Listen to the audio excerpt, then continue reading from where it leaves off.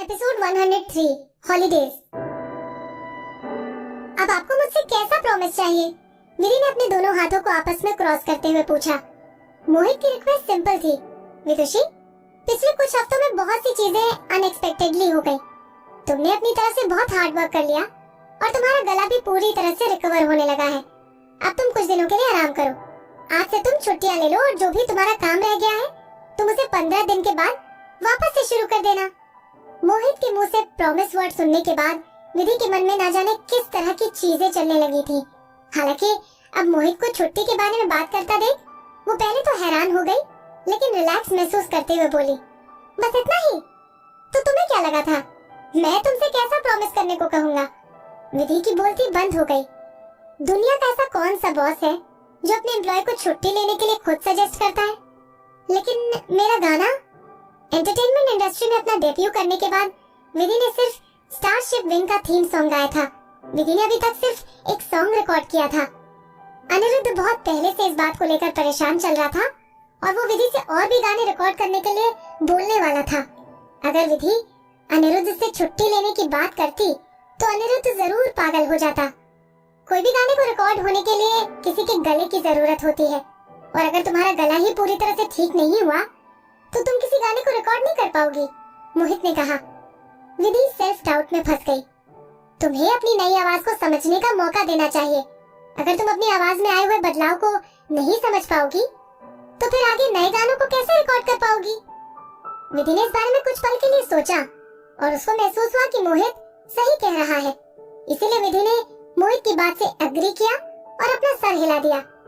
अगले ही दिन से विधि ने अपनी जिंदगी को पुराने दिनों की तरह जीना शुरू कर दिया।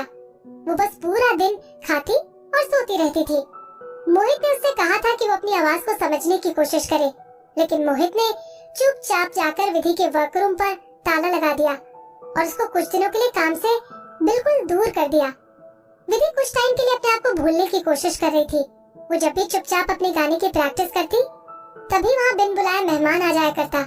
वो मेहमान एक लेपर्ड था। आरव और विधि के बीच हुए किस्से के बाद विधि को टबी पर भरोसा होने लगा था, लेकिन वो उससे अभी तक डरती थी।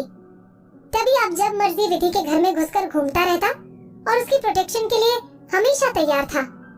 विधि के अंदर टबी से कुछ कहने की हिम्मत नहीं थी, इसीलिए वो उसके सामने नॉर्मली बिहेव करने की कोशिश करती रहती थी। जब भी विधि अपना गाना शुरू करती टबी अचानक से वहाँ उसके सामने आकर बैठ जाया करता था। टबी जानता था कि विधि उससे घबराती है, इसीलिए वो अपनी आंखें बंद करके चुपचाप लेटा रहता, लेकिन उसके कान हमेशा छोटी से छोटी हुई हलचल का ध्यान रखते थे। कुछ दिनों तक ऐसे ही चलता रहा।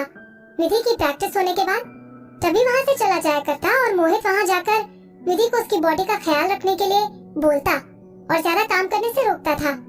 तब विधि को महसूस हुआ कि टबी को उसका ख्याल रखने के लिए मोहित ने बोला होगा। विधि को अपने आसपास ऐसी अनवांटेड प्रोटेक्शन पसंद नहीं थी, लेकिन वो इस बारे में मोहित से बात नहीं कर सकती थी। दानिश और दूसरे एक्सपर्ट डॉक्टर ने कहा कि तुम्हारे गले को पूरी तरह से रिकवर होने में भी थोड़ा टाइम है। अगर मेरी मानो तो तुम कुछ दिनों तक गाने की प्रैक्टिस करना भी छोड़ दो। स्टारशिप विंग परफ्यूम का थीम सॉन्ग गाना आसान नहीं था, लेकिन तुमने अपने काम को अच्छे से निभाया। हालांकि तुम जानती हो तुमने उस गाने के लिए कितनी प्रैक्टिस की है। विधि को मोहित की बात गलत लगी। उसने जवाब दिया, लेकिन मैं यहाँ बोर हो रही हूँ। विधि की बोर होने वाली बात सुनकर मोहित अपने काम से टाइम निकालकर विधि से रोज मिलने आने लगा। मोहित वहाँ आकर विधि से बातें करता, उसके लिए खाना बनाता और कभी कभी तो विधि के लिए गिफ्ट भी ले आया करता था। गिफ्ट देखने के बाद विधि एम्बैरेसिंग फील करने लगी, क्योंकि मोहित के किसी भी गिफ्ट का कोई उधार नहीं रखना चाहती थी। तुम्हें शर्माने की जरूरत नहीं है, मोहित ने साफ तौर पर कहा। तुम्हें किसने इतना सोचने के लिए कहा है? तुम पूरा टाइम अपने काम के बारे में सोचती रहती हो। अगर मैं तुम्हें यहाँ रोज देखने ना आऊँ तो मुझे भी यही लगेगा कि तुम पूरा दिन आराम कर रही हो, लेकिन सच्चाई तुम खुद जानती हो। मोहित दूसरे लोगों से विधि को डिफेंड करना चाहता था। मोहित को पता था कि अनिरुद्ध ने विधि के मन में सिर्फ काम की बातें डाल रखी है। उन्हीं दिनों के बीच अनिरुद्ध ने विधि को सोशल मीडिया साइट पर मैसेज किया, बॉस ने मुझे तुमसे मिलने के लिए मना कर रखा है। बताओ उनके कहने पर मैं अपनी दोस्त से नहीं मिल सकता। अनिरुद्ध से इतना दूर होने के बाद भी विधि उसके फ्रस्ट्रेशन भरे मैसेज को अपने लैपटॉप स्क्रीन पर महसूस कर सकती थी। विधि का मन रोने जैसा हो रहा था। वो और अनिरुद्ध बिल्कुल सेम सिचुएशन में फंसे हुए थे। विधि ने अनिरुद्ध को सोशल मीडिया पर रिप्लाई किया, अनिरुद्ध तुम अपने नए सॉन्ग के कंटेंट पर काम करते रहो। अभी कुछ दिनों पहले मोहित सर को पता चल गया था कि हमने उनकी पीठ के पीछे नए सॉन्ग के बारे में डिस्कस किया है और उन्होंने मुझे धमकी दी है कि अगर मैं छुट्टियों के बीच किसी नए सॉन्ग के बारे में डिस्कस करूंगी तो वो मेरा फोन भी छीन लेंगे। अनिरुद्ध का गुस्सा बढ़ गया। वो ऐसे कैसे कर सकते हैं? मैं किसके लिए पैसा कमा रहा हूँ? ऑब्वियसली मोहित सर की कंपनी के लिए। विधि ने चुपचाप लिखा, बॉस ने मुझे बताया कि अगर तुम एक दिन म्यूजिक के बारे में बात न करो तो तुम्हें अनकंफर्टेबल फील होने लगता है। पैसा कमाना तो बस तुम्हारा बहाना है। अनिरुद्ध की बोलती बंद हो गई और उसने चैट में बहुत सारे इमोजीज भेज दिए। विधि अपने चेहरे पर मुस्कुराहट ले आई और उसने अपने लैपटॉप को बंद कर दिया। वो अपने पैरों को मोड़कर सोफे पर आराम से बैठी हुई थी। विधि को साफ समझ आ गया कि जब से उसका काम डिले हुआ है तब से अनिरुद्ध की परेशानी और बढ़ गई है। अनिरुद्ध ने मेघना के सामने कहा था कि वो विधि को बेस्ट न्यू आर्टिस्ट का अवार्ड दिलवा कर रहेगा और इस काम को करने के लिए वो जरा भी टाइम वेस्ट नहीं करना चाहता था। अनिरुद्ध उस दिन के बाद से विधि के लिए परफेक्ट लिरिसिस्ट बनने की कोशिश कर रहा था। बेशक अनिरुद्ध बाहर से गुस्से वाला आदमी था, लेकिन दिल से वो इतना अच्छा था कि जिसको हर कोई अपना दोस्त बनाना चाहेगा। विधि सोफे पर बैठी हुई थी, चाय की घूंट पी रही थी। वो चाय पत्ती वही थी जो मोहित को चोपड़ा फैमिली से गिफ्ट में मिली थी और उसने विधि को दे दी। चाय की खुशबू से विधि का मूड अच्छा हो गया। वो अपने शरीर में आलस और नींद महसूस करने लगी। हालांकि तभी दरवाजे की घंटी बजी। आलस की वजह से विधि जबरदस्ती सोफे से उठी और गेट खोलने के लिए गई।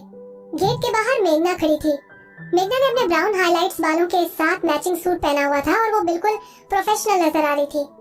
विधि को नहीं पता था कि मेघना उसके पास यहाँ कहाँ से आ रही है, लेकिन देखने से मेघना जल्दबाजी में लग रही थी। विधि का दरवाजा खोलते ही मेघना सीधे लिविंग रूम में चली गई और विधि की जगह पर बैठ गई। मेघना ने बैठते ही वहाँ रखी हुई चाय को एक सांस में पिया और विधि को कप पकड़ाते हुए बोली, इसमें थोड़ा पानी डालो। विधि बिना कुछ बोले मेघना के कप में पानी डालने उसके पास चली गई। जैसे ही विधि ने टी पॉट उठाया, मेघना बोली, अरे अरे ये बहुत गर्म है, पानी का जग उठा दो। विधि चुपचाप कप में पड़ी हुई चाय की पत्तियों को देखकर पानी का जग उठाने चली गई। जैसे ही विधि ने मेघना को बड़े बड़े घूंट में पानी पीते हुए देखा, वो चुपचाप खड़ी होकर अपने मन में बोली, छोड़ो ना, वैसे भी चाय की पत्तियों का अच्छा खासा यूज हो रहा है। हालांकि ये बात मैं मोहित सर को नहीं बताने वाली। मेघना ने अपने कप का पानी खत्म किया और सोफे पर लेटकर आराम करने लगी। विधि बड़े ध्यान से मेघना के पास जा बैठी और मेघना के इंस्ट्रक्शन को सुनने के लिए तैयार होने लगी। विधि जानती थी कि मेघना कभी बिना काम के उसके घर नहीं आती है। मेघना को ऐसे जल्दबाजी में देखकर विधि समझ गई कि जरूर कुछ हुआ है। जैसा कि विधि ने सोचा था वही हुआ। मेघना अचानक से बोली, इस बार मुक्ति बहुत खतरे में आ गई है। विधि ने मेघना को कंफ्यूज होकर देखा। अभी कुछ दिनों पहले मुक्ति ने अपने आप को सब लोगों के सामने एम्बैरेस्ड कर लिया था। ये तो कोई खतरे वाली बात नहीं है। मेघना ने तिरछी नजर से विधि को देखा और उससे पूछा, ये तो मुझे किस तरह के एक्सप्रेशन दे रही हो? तुमने पिछले दिनों में बिल्कुल भी न्यूज नहीं देखी? नहीं, विधि ने सच्चाई के साथ जवाब दिया। मेघना ने अपने दोनों हाथ माथे पर रख लिए और बोली, तुम कंपटीशन जीत गई थी। अचानक से मेघना ने अपने दोनों पैर आपस में क्रॉस कर लिए और सीधे होकर बैठ गई। विदुषी, क्या तुम्हें याद है बॉस ने मुक्ति के हार्ट अटैक की सच्चाई पता लगाने के लिए अपने लोगों को इन्वेस्टिगेशन के लिए भेजा था? हाँ, मुझे अच्छे से याद है, विधि ने जवाब दिया। विधि को इस बारे में खुद मेघना ने पहले बताया था। उसको हार्ट अटैक का नाटक करना पसंद था, है ना?